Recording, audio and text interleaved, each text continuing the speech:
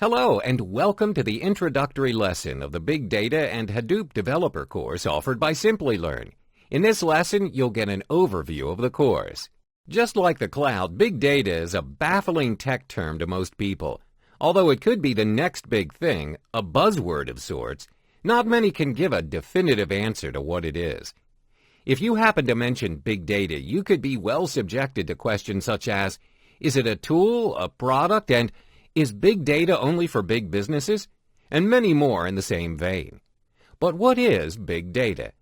It's just the huge amounts of data, both structured and unstructured, a business has to deal with on a daily basis. Now that being said, why is it important to a business, or for that matter, you? To use this phenomenal amount of data to its advantage, a business must fully grasp the possibilities of analyzing big data, and thereby making informed decisions to stay ahead of the curve. There has to be a reason why many analysts are calling big data a new competitive advantage, right? Let's look at Gartner's 3V's model to define big data. According to the American IT research and advisory firm Gartner Incorporated, big data is high-volume, high-velocity, and/or high-variety information assets that demand cost-effective, innovative forms of information processing that enable enhanced insight, decision-making, and process automation. Today, the size, volume, complexity, variety, and the rate of growth, velocity of the data that organizations handle have reached such unbelievable levels that traditional processing and analytical tools fail quite miserably. Are you still wondering if you can come up with a rigorous definition of big data? Yes? Then know that you are not alone. Though people may be divided on how best to define big data, few are likely to dispute that these large pools of data are integral to improved future projects. But what is certain is that understanding and utilizing big data is a seriously daunting task. The sheer volume of data that's captured and analyzed will pave the way for a better economic environment only if it's effectively used to discern patterns that enable better decision-making. Big data is not just a buzzword or a fad. It's something that will undoubtedly touch businesses and people's lives the world over. For people who think that this is just another term that only the tech industry seems to care about, here are a few facts about big data that will likely convince them that big data is a revolution in the making. Read on, skeptics. The data volumes are exploding. More data has been created in the past 2 years than in the entire previous history of the human race. If you burned all the data created in just one day onto DVDs, you could stack them on top of each other and reach the moon twice. Every minute we send 204 million emails, generate 18 million Facebook likes, and send 278,000 tweets. Google alone processes, on average, over 40,000 search queries per second, making it over 3.5 billion in a day. Around 100 hours of video are uploaded on YouTube every minute, and it would take you around 15 years to watch every video uploaded by users in just one day.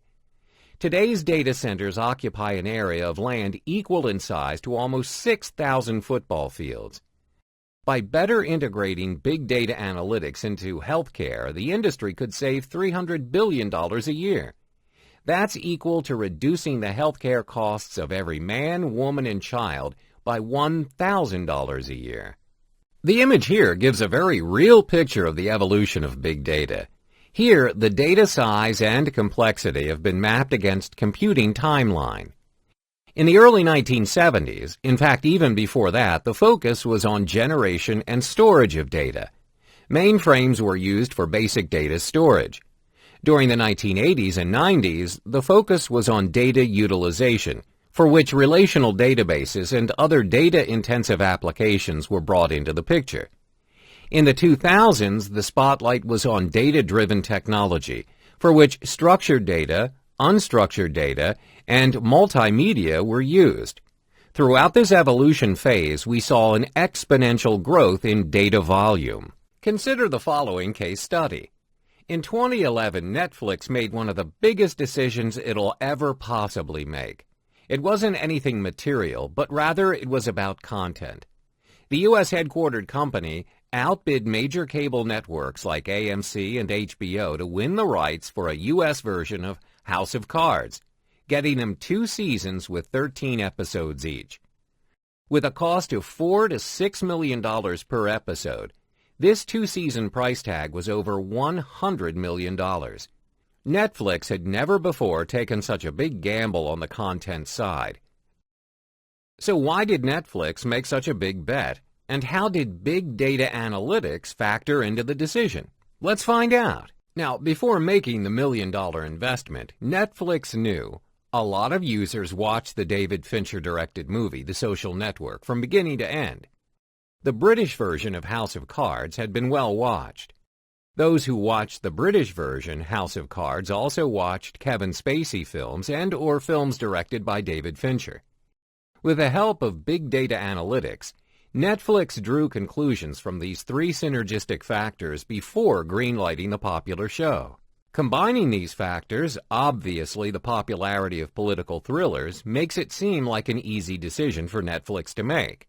Licensing movies from studios is expensive, so Netflix uses data which is generated from its 69.17 million worldwide streaming customers to help pick the movies from the limited ones to license that the viewers will most enjoy.